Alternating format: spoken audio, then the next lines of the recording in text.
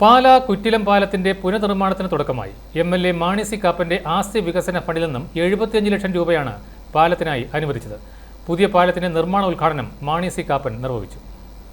മീനച്ചിൽ മുത്തോലി പഞ്ചായത്തുകളെ തമ്മിൽ ബന്ധിപ്പിക്കുന്ന കുറ്റിലം പാലത്തിന്റെ പുനർനിർമ്മാണത്തിന് തുടക്കമായി. നിലവിലുള്ള പാലത്തിന് 33 വർഷം പഴക്കമുണ്ട്. തകർച്ചയിലായ പാലത്തിന് പകരം പുതിയ പാലമെന്നത് നാട്ടുകാരുടെ വർഷങ്ങളായുള്ള ആവശ്യമായിരുന്നു.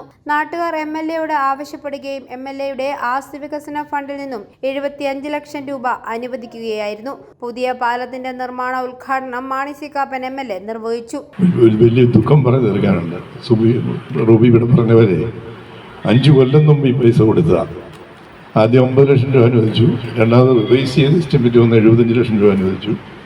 എന്നിട്ട് ഓരോരോ തടസ്സങ്ങൾ മനഃപൂർവ്വം സൃഷ്ടിച്ചതാണോ എന്ന് എനിക്കറിയില്ല. ഏറ്റവും കൂടുതൽ കഷ്ടപ്പെട്ടത് ഈ ഷാജിയാണ്.